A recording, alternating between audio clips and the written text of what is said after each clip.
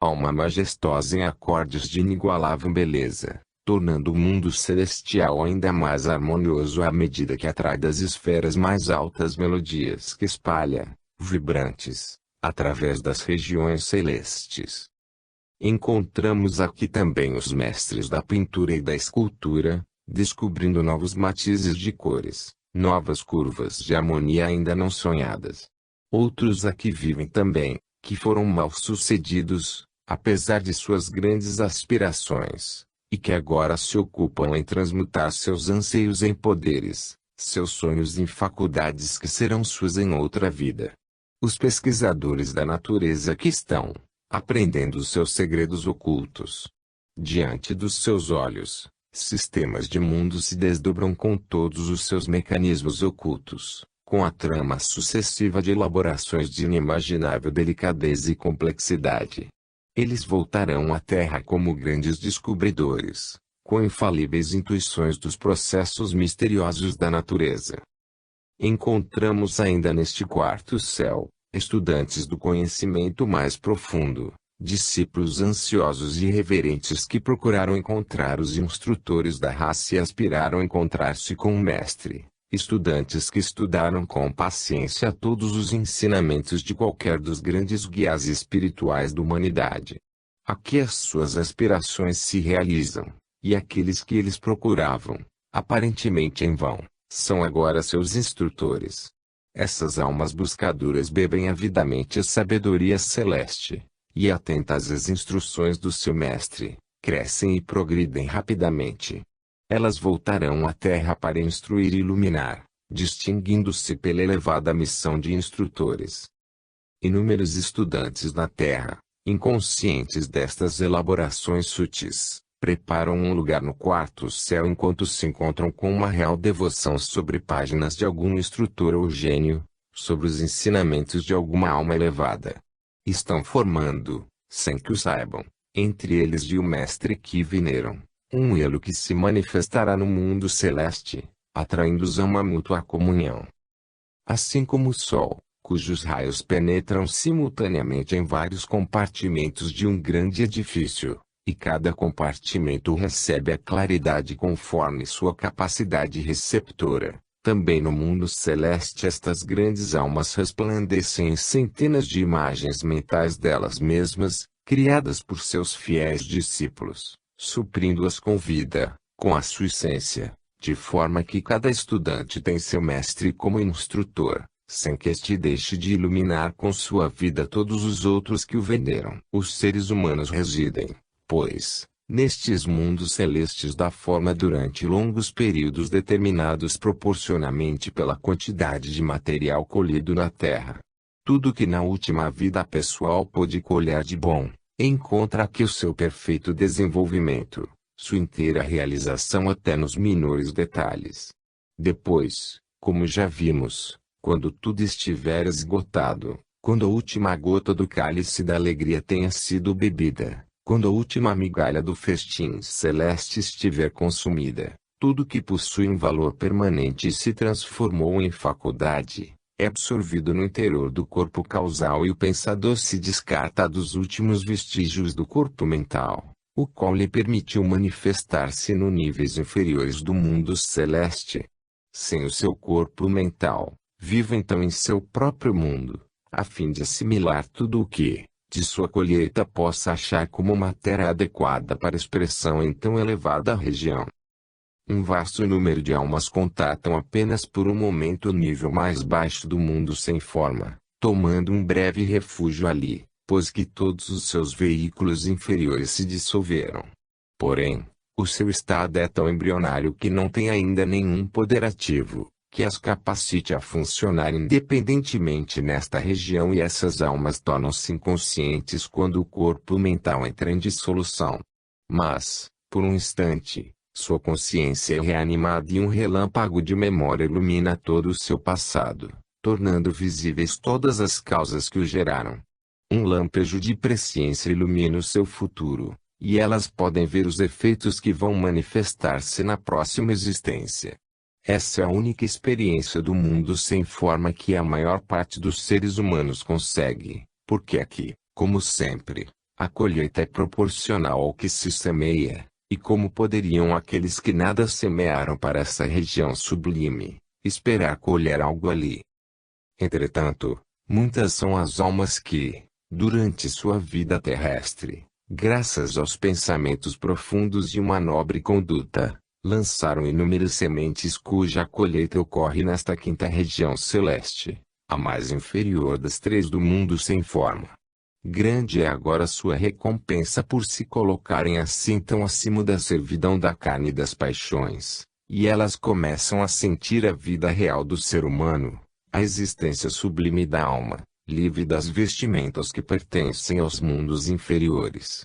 Aprendem as verdades pela visão direta, e veem as causas fundamentais das quais os objetos concretos são os efeitos. Estudam a harmonia subjacente que, nos mundos inferiores, é mascarada pela variedade de detalhes irrelevantes.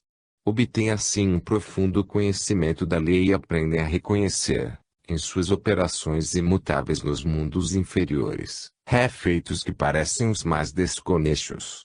Eis como se gravam, no corpo que subsiste indestrutível, convicções firmes e inabaláveis que, depois na vida terrestre, se revelarão como certezas intuitivas e profundas da alma, acima e além de todo o raciocínio.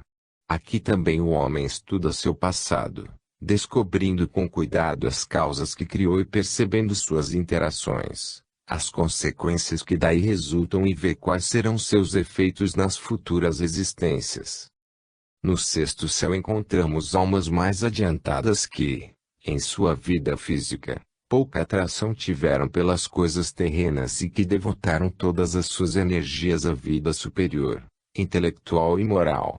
Para elas o passado não tem véus e sua memória é perfeita e ininterrupta. Planejam a manifestação, em sua próxima vida, de energias destinadas a neutralizar um grande número de forças retardadoras e a reforçar as que trabalham na direção do bem. Esta memória nítida lhes permite estabelecer determinações precisas e enérgicas com relação ao que devem fazer e ao que devem evitar, e poderão imprimir essa força de vontade sobre seus veículos inferiores, em sua próxima existência, tornando impossíveis certos tipos de males incompatíveis com esta natureza íntima que o ser sente em si, e também tornando inevitável certo tipo de bem, como demanda irresistível de uma voz que será ouvida. Estas almas nascem no mundo físico com altas e nobres qualidades que tornam impossível uma vida grosseira, e caracterizam a criança, desde o berço, como um dos pioneiros da humanidade. O ser humano que atingiu este sexto céu vê desenrolar-se diante dele os imensos tesouros da mente divina em sua atividade criadora, e pode estudar os arquétipos de todas as formas que estão gradualmente surgindo nos mundos inferiores. Nesse céu ele se banha no insondável oceano da sabedoria divina, e compreende os problemas relativos ao desenvolvimento destes arquétipos, percebendo o bem parcial que parece o mal na visão limitada dos seres humanos ainda presos de carne. Neste panorama imenso, os fenômenos tomam seu valor relativo, e o homem vê a justificação dos caminhos divinos, que cessam de ser para ele insondáveis, pelo menos no que se referem à evolução dos mundos inferiores. As questões sobre as quais ele ponderou na Terra, cujas respostas sempre escaparam à sua inteligência ávida, e são aqui resolvidas por uma intuição que atravessa os véus fenomênicos e vê os elos que compõem uma cadeia de evolução. Aqui também a alma goza da presença imediata e da plena comunhão com as grandes almas que completaram sua evolução em nossa humanidade, e liberta dos grilhões que constituem o passado na Terra, ela desfruta do eterno presente de uma vida mortal e contínua.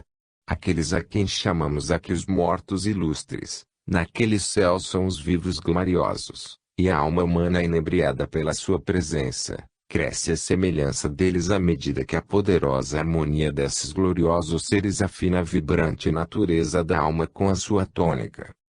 Mais sublime, mais admirável ainda, brilha o sétimo céu, lar intelectual dos mestres e dos iniciados. Nenhuma alma ali reside se na terra não passou pelo portal da iniciação, a porta estreita que conduz à vida eterna.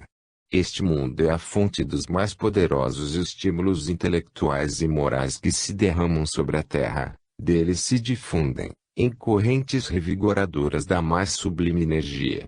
A vida intelectual do mundo tem nele a sua raiz e é dele que o gênio recebe suas inspirações mais puras. Para as almas que lá residem, pouco importa que estejam ou não ligadas a veículos inferiores, pois sua elevada superconsciência jamais sofre interrupção, como também sua comunhão com aqueles que as cercam. Quando estão encarnadas, podem infundir esta consciência em seus veículos inferiores, na medida em que podem recebê-la e quando julguem necessário, enfim, podem canalizá-la ou retirá-la, a seu critério. Suas vontades são cada vez mais guiadas pela vontade dos grandes seres, cuja vontade é una com a vontade do Logos, a vontade que procura sempre o bem-estar dos mundos. Aqui, os últimos vestígios da separatividade estão sendo eliminados em todos que ainda não atingiram a emancipação final, isto é, que ainda não são mestres, e à medida que estes vestígios desaparecerem, a vontade humana cada vez mais se harmonizará com a vontade que dirige os mundos. Eis aí, pois, um esboço das 7 regiões celestes, onde em uma ou outra o ser humano passa sua existência na ocasião devida, depois da mudança que chamamos morte. Porque a morte é apenas uma transformação que dá à alma uma libertação parcial, quando se livra da mais pesada de suas cadeias. É um nascimento numa vida mais ampla, em que a alma volta ao seu lar real, depois de um breve exílio na terra, a passagem de uma prisão para a livre atmosfera das alturas. A morte é a maior das ilusões terrestres, não absolutamente morte, mas apenas transformações nas condições da vida. A vida é contínua, sem interrupção, sem nascimento, eterna, imortal e constante. Não desaparece quando morrem os corpos com que se reveste. Admitir a morte da alma, quando o corpo se desfaz em pó, seria admitir que os céus se aniquilassem porque se quebrou um vaso de argila. O plano físico, o astral e o mental formam os 3 mundos nos quais se passa a peregrinação da alma e que tantas vezes se repete. É nestes 3 mundos que gira a roda da existência humana. E as almas estão ligadas a esta roda em sua longa evolução e são por ela levadas a cada um destes mundos sucessivamente. Estamos agora em condições de traçar um completo período de vida da alma e o conjunto desses períodos constitui a sua existência total, e podemos também discernir claramente a diferença entre a personalidade e a individualidade. Quando sua estada no mundo sem forma do Devachan termina, a alma começa um novo ciclo de vida, emitindo energias que vão agir na região formal do plano mental, energias estas resultantes dos ciclos de vida anteriores. Estas energias, ao se exteriorizarem, agem progressivamente nas 4 regiões mentais inferiores, reunindo em torno delas os materiais convenientes à sua manifestação, e assim o novo corpo mental para o próximo nascimento é formado. A vibração destas energias mentais desperta as energias que pertencem à natureza do desejo, as quais começam a vibrar. À medida que despertam e pulsam, atraem da matéria do mundo astral os materiais em consonância à sua natureza, formando assim o novo corpo astral do ser humano para a próxima encarnação. Eis como o pensador se reveste dos seus invólucros mental e astral, que exprimem exatamente as faculdades desenvolvidas durante os estádios anteriores de sua existência. Em seguida é atraído por forças, que serão estudadas mais tarde, para a família que lhe deve fornecer o invólucro físico apropriado e é ligado a este invólucro por intermédio do corpo astral. Durante a vida pré-natal, o corpo mental tende gradualmente a unificar-se com os veículos inferiores. E nos primeiros anos de infância esta conexão se torna cada vez mais íntima, até que, no 7º ano, os inferiores ficam tão estritamente ligados ao pensador, quanto o seu grau de evolução o permitir. O pensador começa então, se for bastante desenvolvido, a influenciar levemente os seus veículos, E o que chamamos de consciência é a sua voz aconselhadora. De qualquer modo ele ganha experiência, por intermédio destes veículos, e durante sua vida terrestre conserva a experiência colhida no veículo apropriado, no corpo correspondente ao plano ao qual pertence a experiência. Quando termina a vida terrestre, o corpo físico é descartado e com ele, o poder de relacionar-se com o mundo físico. As energias do pensador ficam, portanto, limitadas aos planos astral e mental. O corpo astral, por sua vez, decompõe-se, e a expansão vital do pensador fica reduzida ao plano mental, tendo as faculdades astrais sido absorvidas e postas em reserva no corpo mental, sob a forma de energias latentes. Uma vez mais, chegada a sua hora, o corpo mental desagrega-se, após ter terminado o seu trabalho de assimilação. Suas energias, por sua vez, tornam-se latentes, absorvidas pelo pensador, que se retira completamente para a vida do mundo celeste sem forma, o seu habitat natural. De lá, após todas as experiências de seu ciclo de vida nos três mundos terem sido transmutadas em faculdades e poderes, que ele recolhe consigo, para uso futuro, o pensador, mais rico em saber e poder, põe-se em marcha para a peregrinação de um novo ciclo. A personalidade compõe-se dos veículos transitórios, através dos quais o pensador age nos mundos físico, astral e mental inferior e em todas as atividades que a eles se relacionam. Estas atividades são ligadas entre si pelos elos de memória, gerados pelas impressões feitas sobre os três corpos inferiores. E o eu pessoal surge da identificação espontânea do pensador com seus veículos. Nos estádios inferiores da evolução, este eu se acha localizado nos veículos físico e astral, onde manifesta maior atividade, e mais tarde, passa ao veículo mental, que então adquire predominância. A personalidade, com os seus sentimentos, desejos e paixões transitórios, forma, desta maneira, uma entidade quase independente, embora receba todas as suas energias do pensador, que envolve. E como suas tendências, pertencentes ao mundo inferior, estão muitas vezes em oposição direta com os interesses permanentes daquele que reside no corpo, surge uma luta, em que a vitória, ora pende para o prazer temporário, ora para o princípio permanente.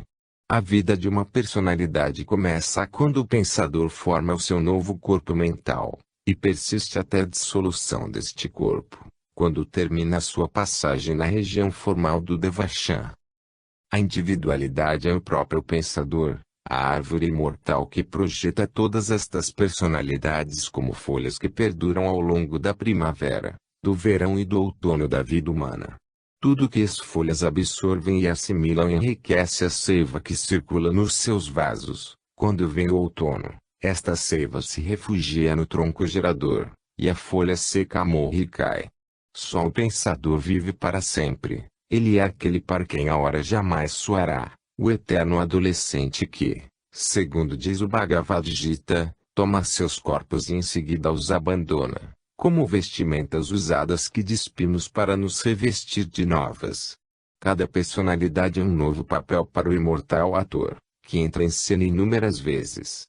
Mas, neste drama da vida, cada um dos personagens que ele encarna é filho daqueles que o precederam e é pai dos que virão, de forma que o drama da vida é uma história contínua, a história do próprio ator que representa os papéis sucessivamente.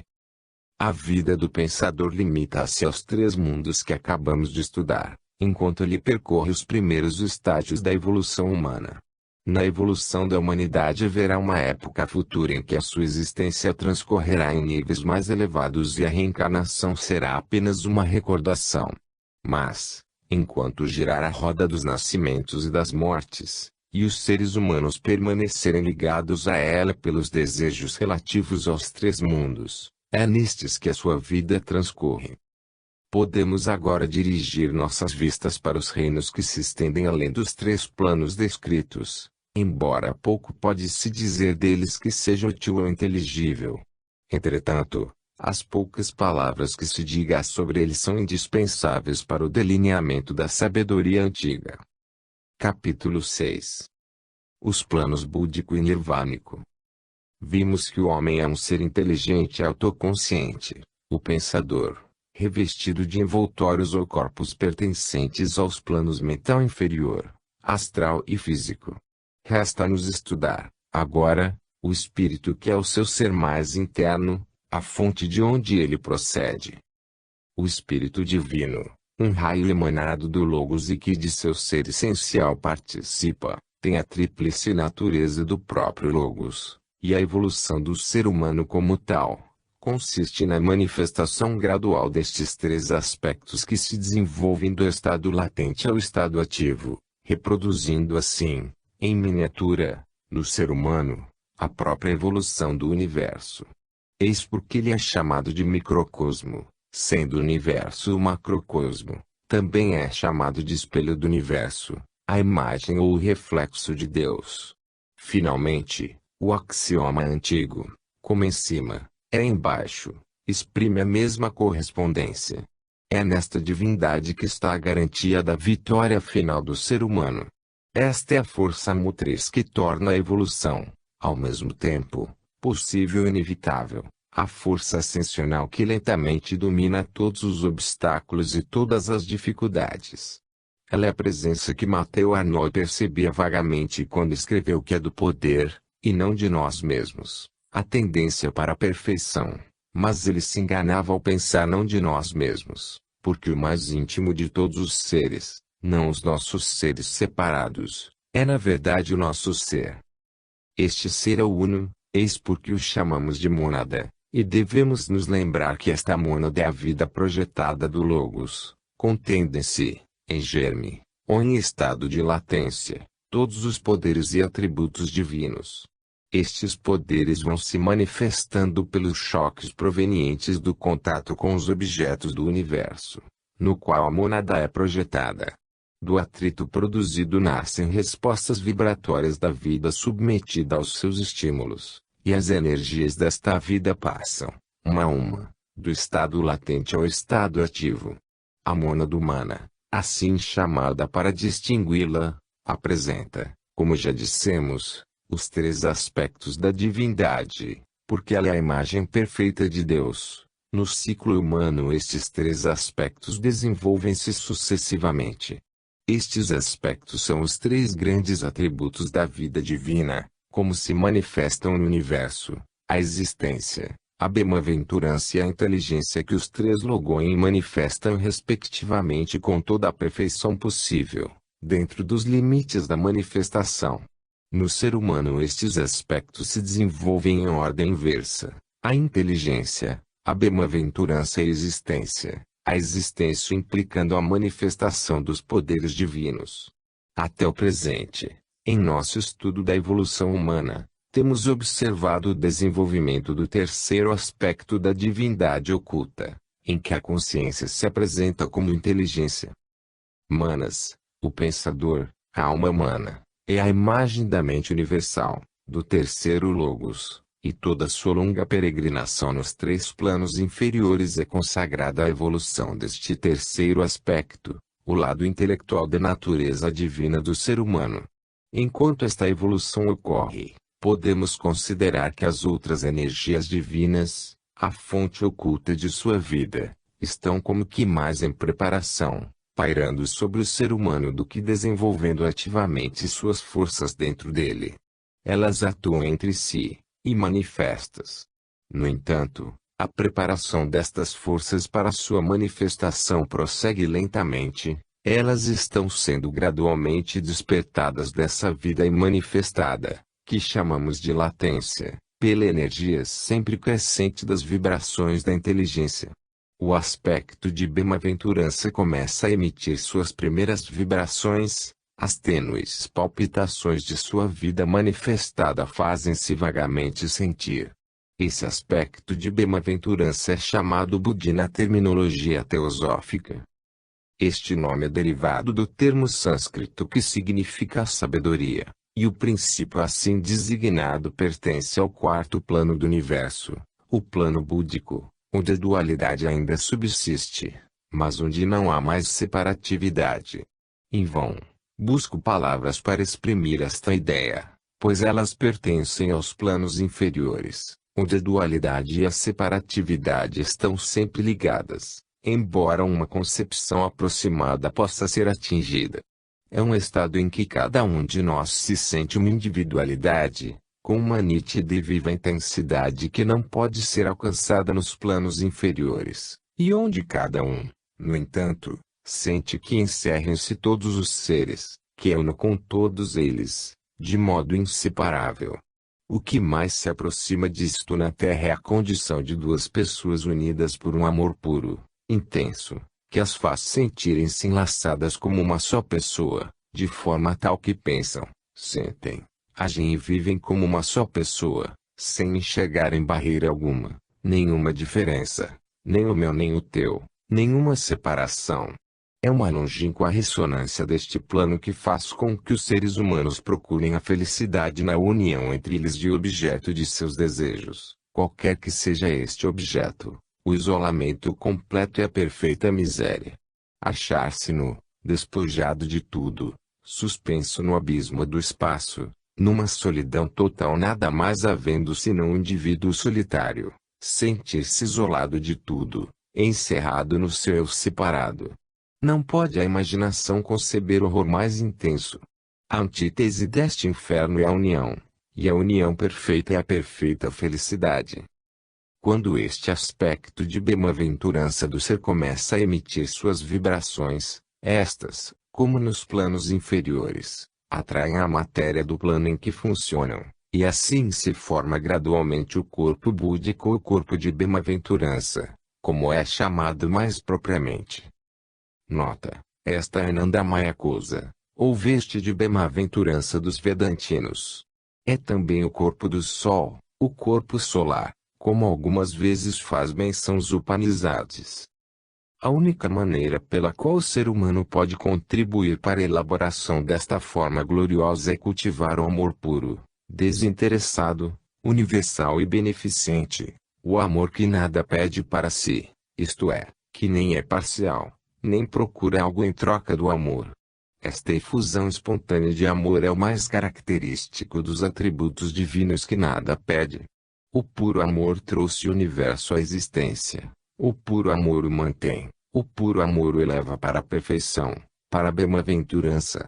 E cada vez que o ser humano irradia amor sobre todos os que dele necessitam, sem fazer nenhuma diferença, sem preocupação de recompensa, na alegria pura e espontânea dessa efusão, desenvolve o aspecto de bem-aventurança da divindade que nele reside, e prepara esse corpo de beleza e alegria inefáveis com o qual se elevará o pensador, liberto dos entravés da separatividade, consciente de sua própria identidade e sentindo-se, no entanto, uno com tudo que vive. Esta é a morada que não foi feita por mãos, eterna nos céus, de que fala São Paulo, o grande iniciado cristão.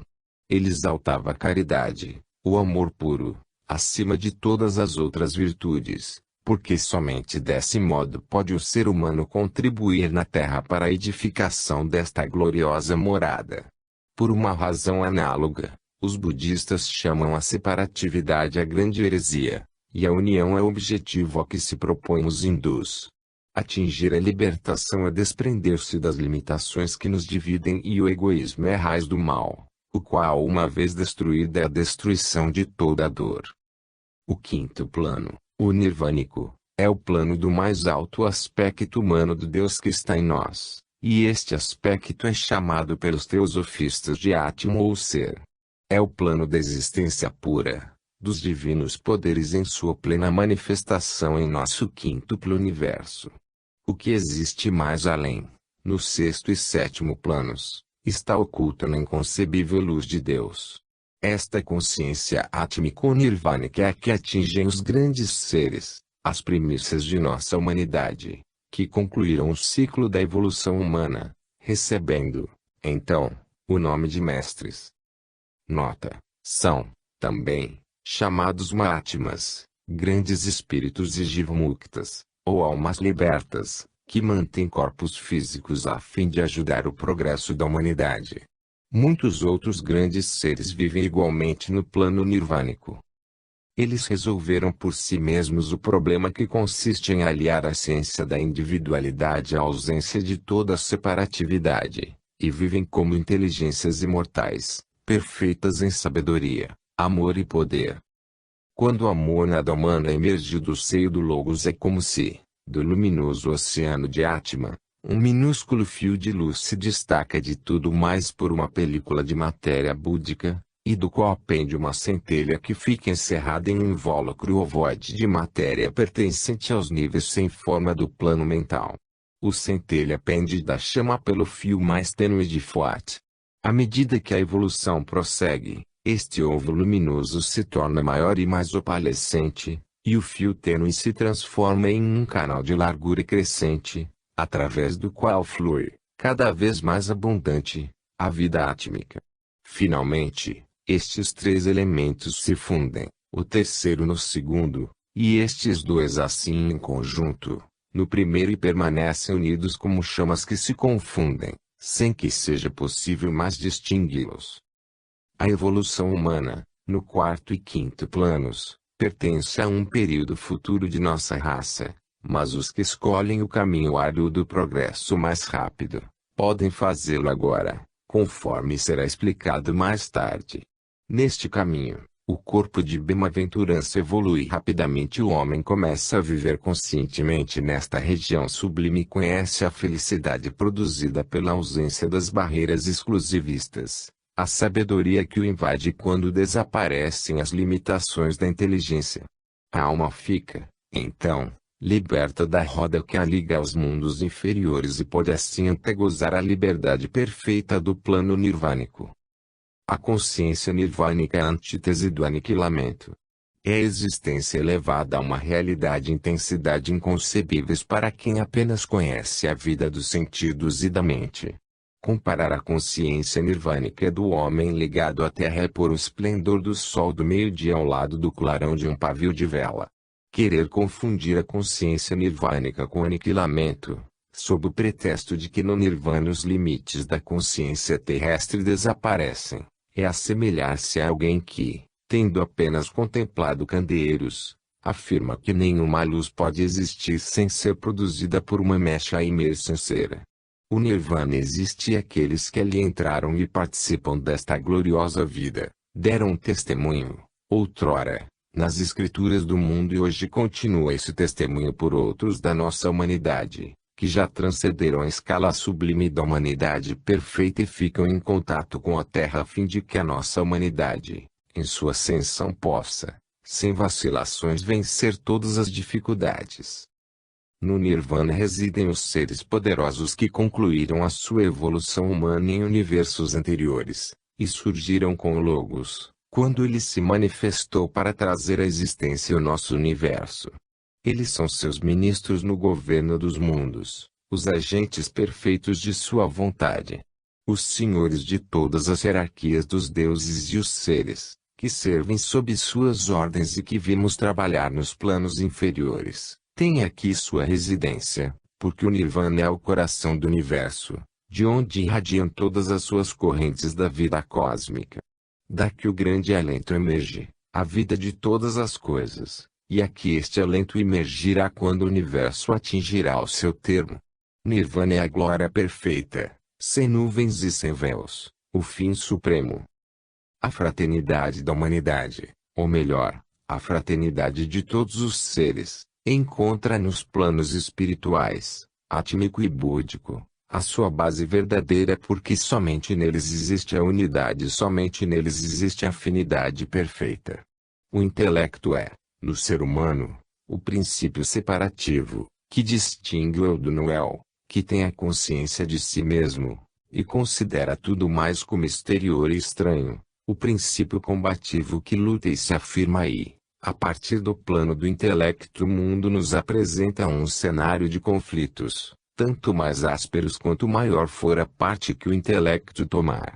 A natureza passional não atua espontaneamente, Mas quando é instigada pela sensação do desejo e se depara com algo que se coloca entre ela e o objeto de seu desejo, ela torna-se crescentemente agressiva à medida que a mente inspira sua atividade, porque, então, procura assegurar a gratificação de desejos futuros e busca apropriar-se cada vez mais das reservas da natureza. Já o intelecto é espontaneamente combativo, é próprio de sua natureza essencial afirmar-se diferente dos outros, e aqui encontramos a raiz da separatividade, a fonte inesgotável das dissensões humanas. Mas a unidade é percebida imediatamente quando o plano búdico é atingido. É como se passássemos de um raio isolado, divergente em relação a todos os outros, para o próprio Sol, fonte única de todos os raios. Supondo um ser vivendo no Sol, inundado de sua luz e tendo por missão espalhar essa luz, ele não sentiria nenhuma diferença entre os diversos raios, mas derramaria a luz de modo equânime em todas as direções. Assim também para o ser humano que atingiu conscientemente o plano búdico, ele se sente como sendo a fraternidade que para os outros é um ideal apenas verbal, e ele se irradia para qualquer pessoa que necessita assistência, dando-lhe auxílio mental, moral, astral ou físico, conforme a necessidade. Considera todos os seres como sendo ele mesmo e sente que tudo que possui é deles na mesma medida ou, em muitos casos, mais deles, porque necessitam mais por serem mais fracos. É assim que numa família os mais velhos suportam todos os encargos, protegendo os mais novos dos sofrimentos e das privações. Pelo espírito da fraternidade, a fraqueza é um reclamo à assistência e à proteção amorosa e não uma oportunidade de opressão. E por terem atingido este estado e outros mais elevados, os grandes fundadores das religiões sempre se caracterizaram por sua perene ternura e compaixão, atendendo às carências físicas, como também às espirituais das pessoas, conforme as necessidades individuais. A percepção desta unidade interna, o reconhecimento do ser uno, que reside igualmente em todos, é o único fundamento seguro da fraternidade. Qualquer outra base é frágil. Esta percepção, além disso, é acompanhada pelo conhecimento de que o nível de evolução de cada ser, humano ou não, depende principalmente do que podemos chamar sua idade.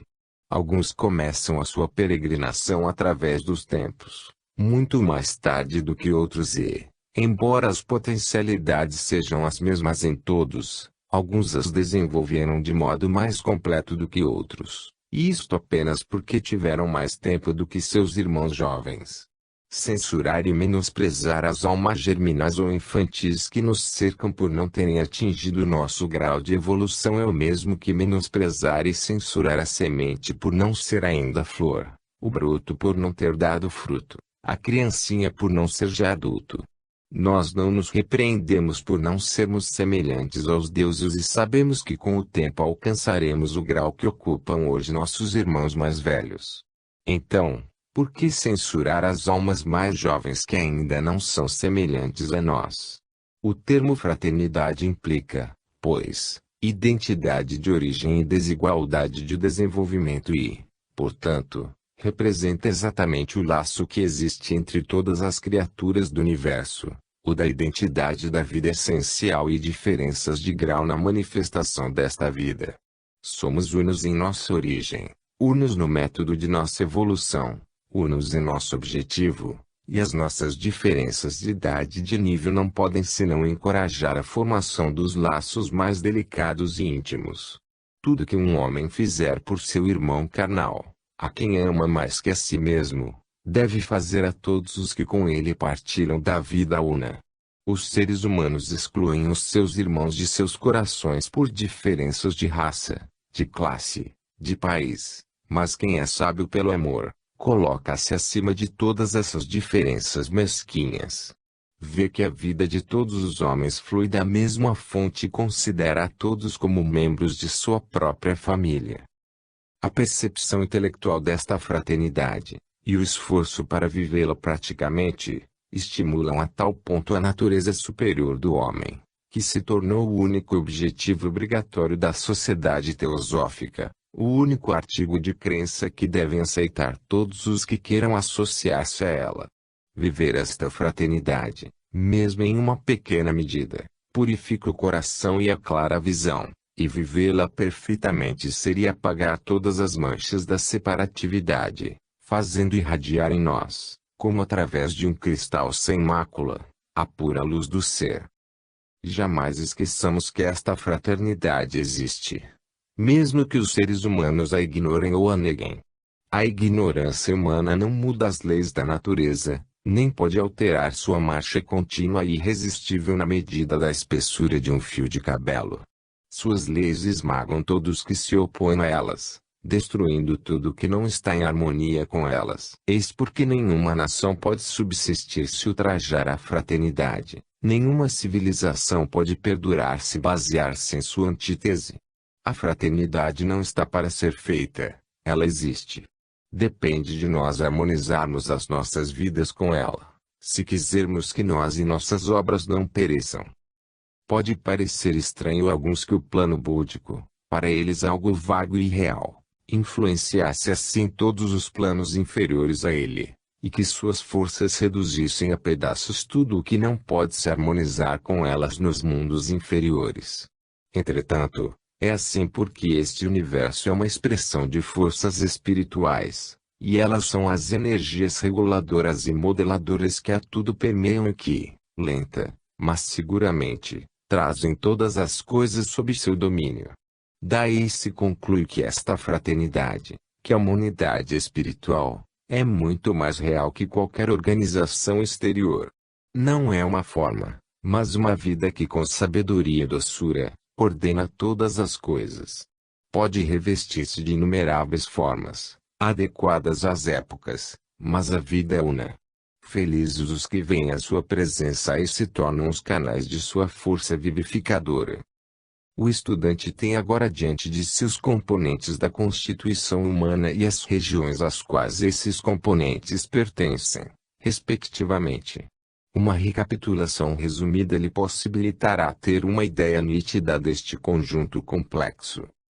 A mônada humana é a última buddhi manas, que se traduz algumas vezes pelos termos espírito, alma espiritual e alma do ser humano. O fato de que estes três são os aspectos do ser, torna possível a existência imortal do ser humano e, embora estes três aspectos se manifestem separados sucessivamente, a sua unidade substancial permite à alma emergir na alma espiritual, dando a última essência preciosa da individualidade e permite a esta alma espiritual individualizada emergir no espírito, matizando-o, se assim posso exprimir-me, com as nuances oriundas da individualidade, sem prejudicar sua unidade essencial com todos os outros raios do Logos e com o próprio Logos. Estes três aspectos são o sétimo, sexto e quinto princípios do ser humano e os materiais que os limitam ou que os envolvem, isto é, que tornam possível sua manifestação e sua atividade, são retirados, respectivamente, do quinto, nirvânico, quarto, búdico, terceiro, mental, planos do nosso universo. O quinto princípio toma para si um corpo inferior no plano mental a fim de entrar em contato com os mundos fenomênicos, e assim se entrelaça com o quarto princípio, a natureza de desejos, ou kama, pertencente ao segundo plano, o astral. Chegando, enfim, ao primeiro plano, o físico, temos o terceiro, segundo e primeiro princípios, isto é, a vida especializada, ou prana, sendo o duplo etérico seu veículo, o corpo físico, que se põe em contato com os materiais mais densos do mundo físico. Já vimos que prana nem sempre é considerado como sendo um princípio, e os corpos mental e câmico entrelaçados são classificados em conjunto sob o nome de kama manas. A mente pura é chamada mana superior, e a mente desvinculada do desejo é chamada de manas inferior. A concepção mais adequada do ser humano é a que talvez apresente mais exatamente os fatos em relação à vida una permanente e as diversas formas nas quais essa vida una atua e que condicionam as suas energias, causando a variedade na manifestação. Temos, então, o ser e a vida una, fonte de todas as energias, e suas formas são os corpos búdico, causal, mental, astral e físico, etérico e denso. Estabelecendo a comparação entre estas duas maneiras de examinar a mesma coisa, podemos construir o seguinte quadro. Princípio, Atma, espírito, forma, Atma. Princípio, Buddhi, alma espiritual, forma, corpo da bem-aventurança. Princípio, Manas superior, alma humana, forma, corpo causal. Princípio, Manas inferior, alma humana, forma, corpo mental. Princípio, Kama, alma animal, forma, corpo astral.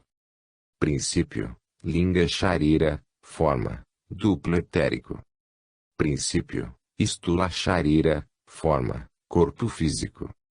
Veremos que a diferença é simplesmente questão de nomes, e que o sexto, quinto, quarto e terceiro princípios são somente Atma agindo nos corpos búdico, causal, mental e astral, enquanto o segundo e o primeiro princípios são os próprios dois corpos mais inferiores.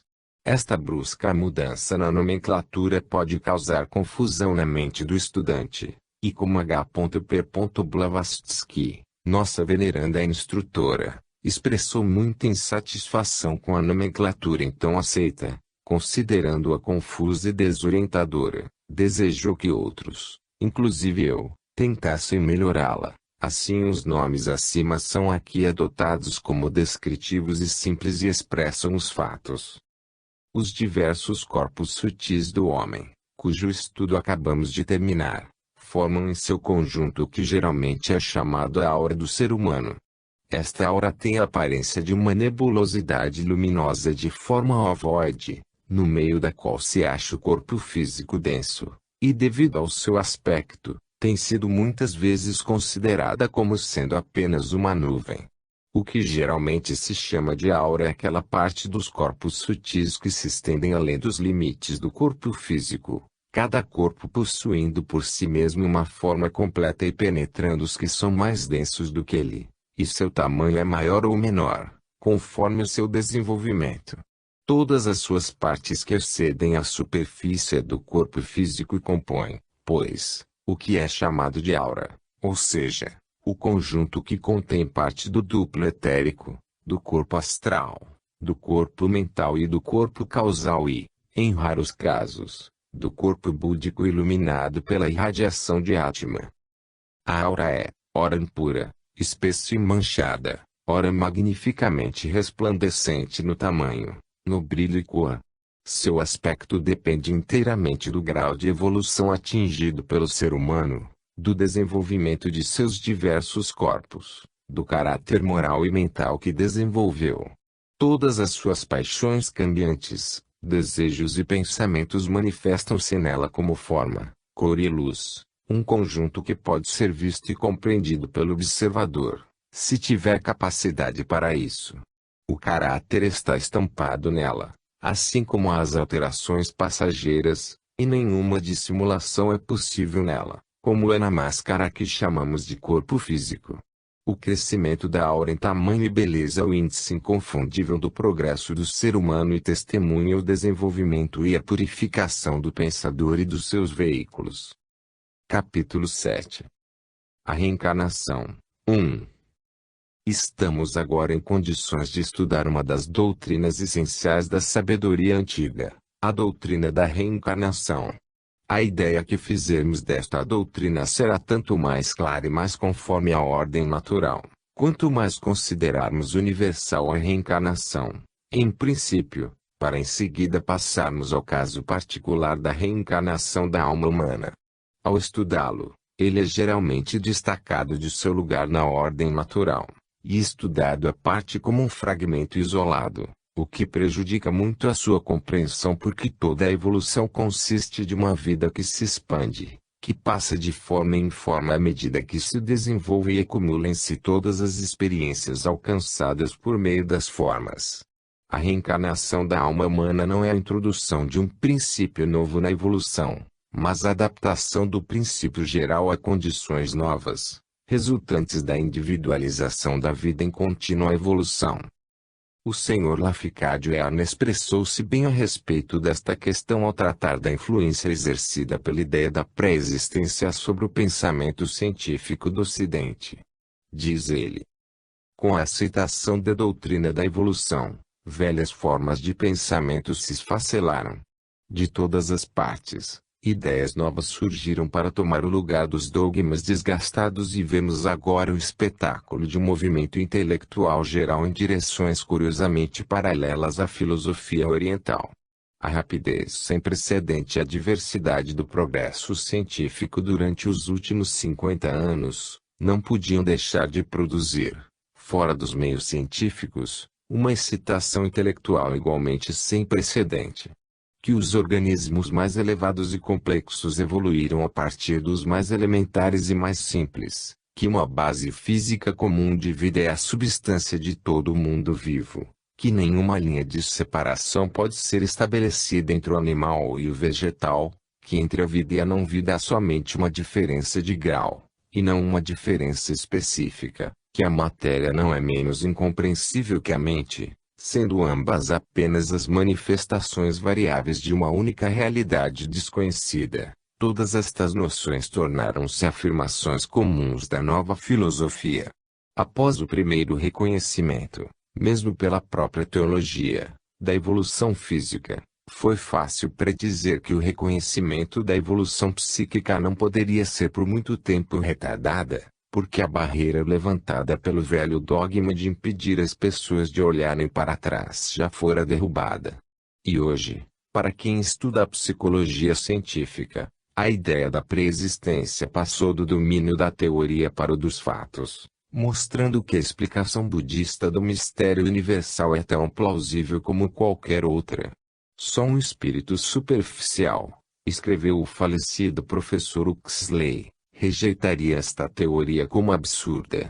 Como a doutrina da própria evolução, a da transmigração tem suas raízes no mundo da realidade, e ela pode reclamar este apoio para si que o grande argumento da analogia é suscetível de fornecer.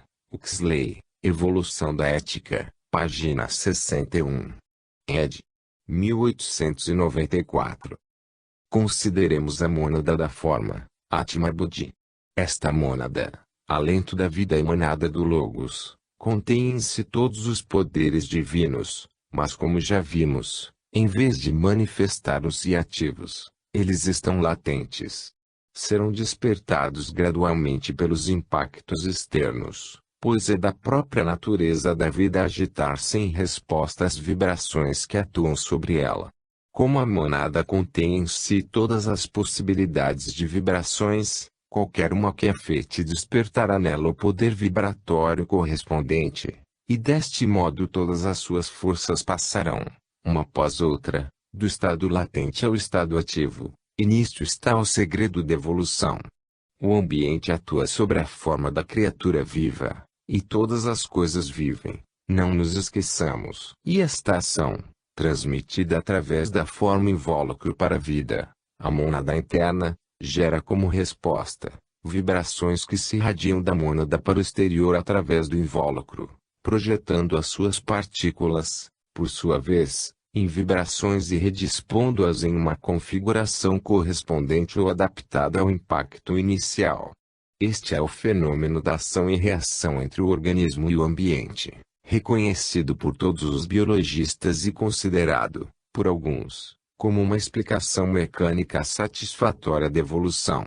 Seja como for, as observações pacientes e meticulosas dos biologistas em torno destas ações e reações absolutamente não explicam por que o organismo assim responde aos estímulos do exterior, e neste ponto, a sabedoria antiga é necessária para desvendar o segredo da evolução e mostrando ser no íntimo de todas as formas, como a mola real oculta de todos os movimentos da natureza.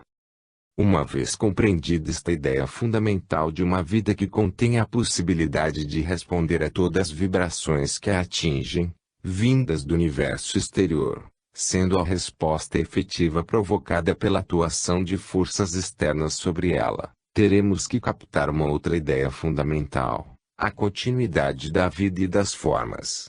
As formas transmitem suas características a outras formas por elas geradas, sendo estas um fragmento da substância daquelas, separadas a fim de terem uma existência independente. Por cisparidade, por meio de rebentos, por meio de esporos, pelo desenvolvimento da progênie no seio materno, a continuidade física se mantém, derivando cada nova forma da precedente, da qual reproduz as características. A ciência agrupa estes fatos sob o nome de hereditariedade e as suas observações sobre a transmissão da forma são dignas de atenção, porque tornam evidente o modo como a natureza opera no mundo fenomenal. Mas é necessário recordar que esta lei apenas se aplica à construção do corpo físico, no qual entram os materiais fornecidos pelos pais.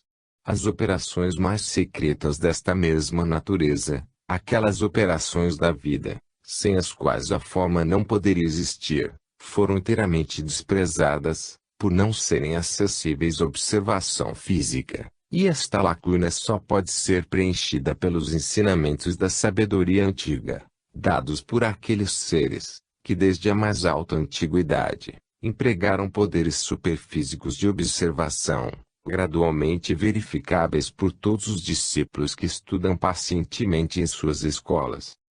A mesma continuidade existe tanto para a vida como para a forma, e é a vida contínua, com uma proporção sempre crescente de suas energias latentes se tornando ativas pelos estímulos recebidos através das sucessivas formas, e que assimila as experiências adquiridas nas formas.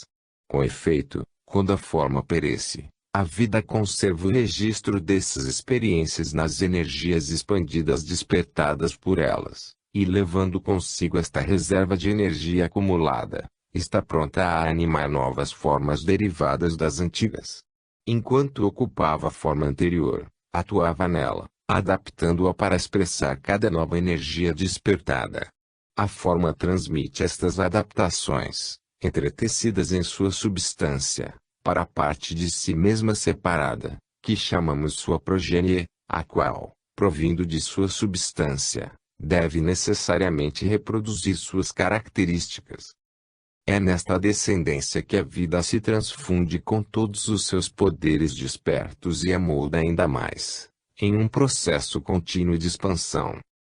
A ciência moderna está demonstrando de modo muito claro que a função da hereditariedade decresce de uma maneira contínua na evolução das criaturas superiores, e que as qualidades mentais e morais não se transmitem de pais a filhos, e quanto mais elevadas as qualidades, mais evidente se torna este fato.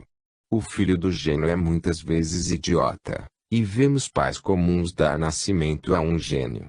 Deve, pois, aí existir um substrato contínuo, ao qual as qualidades mentais e morais são inerentes a fim de que possam aumentar. De outro modo, a natureza, na parte mais importante de sua obra, mostraria uma ação disparatada e irregular, em lugar da regular continuidade sempre manifestada.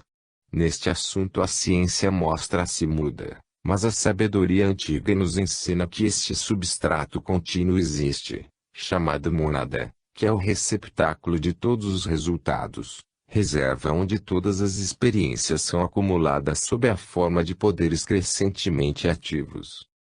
Com estes dois princípios firmemente compreendidos, o da mônada com potencialidades que se transformam em poderes, e o da continuidade da vida e da forma, podemos passar ao estudo detalhado de suas operações e veremos que eles dão a solução de inúmeros problemas que perturbam a ciência atual, assim como de outros ainda mais perturbadores para os filósofos e sábios. Consideremos inicialmente a mônada no momento em que fica sujeita aos primeiros impactos vindo dos níveis sem forma do plano mental, quando começa a evolução da forma. As primeiras vibrações, fracamente perceptíveis, que a mônada emite em resposta a estes contatos, atraem em torno dela um pouco da matéria daquele plano, e temos aí a evolução gradual do primeiro reino elemental, já mencionado. Há 7 tipos fundamentais de mônada, que muitas vezes são representados como análogos às 7 cores do espectro solar, derivadas das 3 cores primárias.